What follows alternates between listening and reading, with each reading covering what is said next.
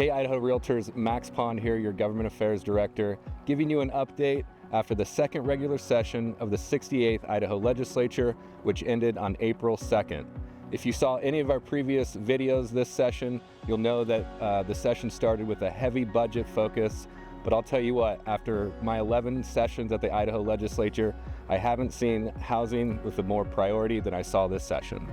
This session, the housing discussion centered around private property rights, but also moving the needle to get more options for more people all across Idaho.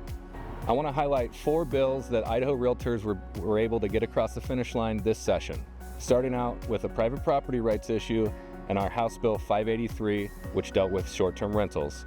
At the end of the day, this was a bill that was years in the making and a nice bow to put on the long effort to get the policy right, meaning that clear expectations for property owners and local jurisdictions. We wanted to make sure that short-term rental properties and their owners were not targeted and forced into turning their residential property into commercial compliance. It wasn't just a legislative win, it followed a legal fight that went all the way to the Idaho Supreme Court, where our position prevailed thanks to our outstanding legal representation by Jason Risch.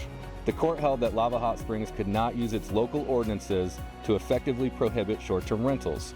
And House Bill 583 now reinforces that policy direction in statute and will become effective on July 1st, 2026. In practical terms, this means that short-term rentals will be treated as long-term rentals, so no registration, licensing, or other red tape hoops to become compliant with local regulations. Another major win was House Bill 843, which removed the proration of the homeowner's exemption. This was a follow-up to our successful effort in 2020, which removed the April 15th deadline for applying for the homeowner's exemption. That may sound a bit technical, but the impact is very real. It makes the homeowner's exemption clean, clear, and more beneficial for homeowners, and it's also easier for counties to administer.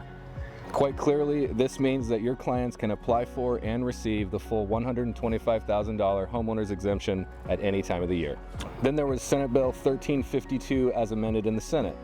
This bill is basically a zoning flexibility bill for starter home subdivisions. It tells larger Idaho cities to make room for starter home subdivisions instead of using local rules to effectively block them, and it opens up more opportunities for new single-family subdivisions on vacant or undeveloped land that's at least 4 acres in size.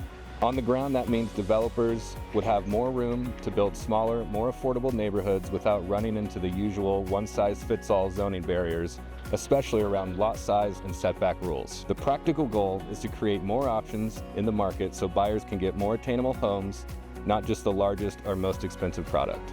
Senate Bill 1354, as amended in the Senate, deals with accessory dwelling units. This bill gives homeowners more flexibility to add an accessory dwelling unit like a small apartment, a guest house, or a similar unit on the same lot as their single-family home. And it limits cities and homeowners associations from outright banning those sorts of units. I really want to highlight the great work behind the scenes by the Idaho Realtors Legislative Committee. Over the last 12 weeks, they've met every Wednesday during the session, and they've done the hard work of considering all the pieces of legislation that come across my desk. I appreciate their hard work, and thank you so much. I also really want to highlight the great work of our bill sponsors on most of our housing bills this year. Representative Jordan Redmond, who's also the chairman of the House Business Committee, and Senator Ben Taves, the chairman of the Senate Republican Caucus. Also, a huge thank you to Governor Little for signing all of our pieces of legislation this year. He's been a great partner over the years, and we look forward to continuing that partnership. As I mentioned, the legislative session ended on April 2nd, but we had a quick transition into campaign mode with the Idaho Realtors Trustee Committee. We've already met, made endorsements, so look for those endorsements coming out in the coming days. But May 19th is going to be a big day for Idaho elections, with the primary coming up on that day. As always, thank you so much for being engaged, and we'll talk to you soon.